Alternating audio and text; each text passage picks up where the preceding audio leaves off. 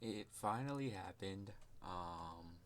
It is well past the first day of free agency. Um, 3:37 in the morning, I believe this tweet. Yeah, so Sixer fans aren't gonna know that they got Paul George until they wake up in like 4 or 5 hours or so. So leave a like and subscribe. Yeah. I'm pretty sure we all knew it was gonna be the Sixers when they couldn't get a deal done with the Warriors. Um, they couldn't get a good package. I believe it was like a mixture of Wiggins, Kuminga, Moody, a couple other young guys, but it was never like a really great package. Apparently, that's what I gathered. Um, and the Clippers already moved on. They put out an official statement before he even signed with the team that he was leaving, and that's crazy. But they signed Derrick Jones Jr., who's his replacement practically, and Magic signed KCP to a big deal. Well, not really a big deal, but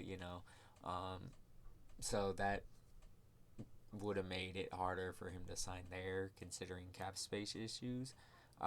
Philly was Philly was like one of the only Philly was the only serious team that could sign him just straight outright with no trade involved. Shout out to Woj for getting this out first. Um, I don't know how he got this out like right now, considering it is about to be 4 a.m. on the East Coast. But shout out to him. We got let's see. So Paul George is the domino for this offseason. LeBron's just gonna sign back with LA. We already know that. So he was the next big free agent, and now it's pretty much. I'm pretty sure that's the only star that could have signed somewhere. So now everyone else is gonna be signing deals. It seems like. Some big trades could probably be coming soon. I believe Brandon Ingram might be dealt soon, hopefully, or at least extended or something. So this is the big domino that fell. This is great for the Sixers. You already had Embiid, and you have Joel Embiid and Tyrese Maxey. Those two were pretty close. Like all they had to do, I think they could have beat the Pacers. With an injured Joel Embiid, but they just need to fill out their depth. They already got Eric Gordon and Andre Drummond. So they just need to fill out more pieces. Oh yeah, they also brought back Kelly Oubre. Yeah, they brought back Kelly Oubre on a really good deal, considering how good he was for them. Um, yeah. Uh, Paul George. That this pretty much just.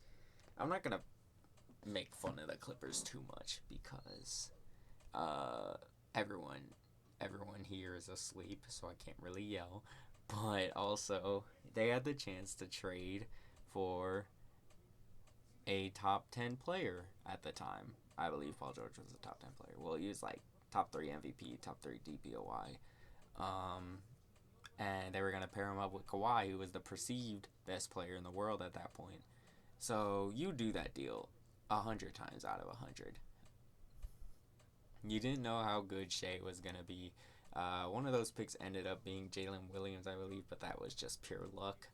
So you're not mad at it. You took a swing for the fences. It failed.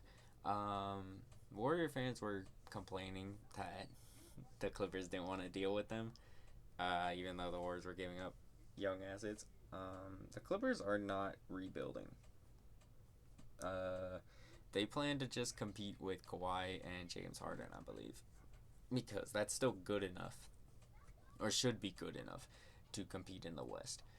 So huge deal. This is the deal we were all waiting for.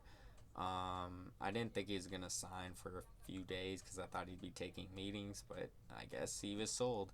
I believe it said Elton Brand. Yeah, a bunch of people flew out to LA.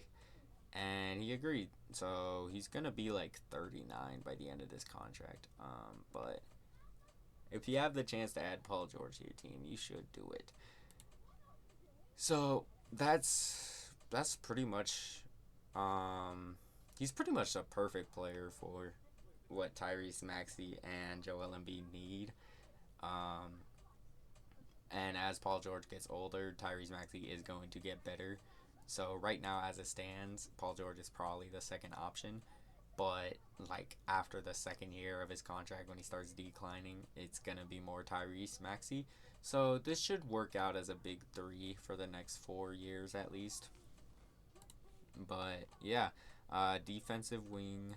So their starting lineup right now: Oubre, Maxey, Paul George. They don't have Tobias Harris no more, so that's probably a blessing for them. You need to find a power forward, I think, and then Joel Embiid.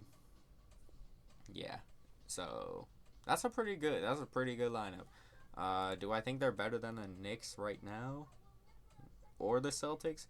No, but they still have a whole offseason ahead of them to figure it out. So I really want to see what they do. This this is looking really good for the Sixers right now. Last offseason it was looking pretty bleak because um, disappointed. Yeah, the whole James Harden drama, but it's crazy how much could change in a year. So leave a like and subscribe. Paul George is on the Sixers. Comment down below your thoughts, and I will see you all next time.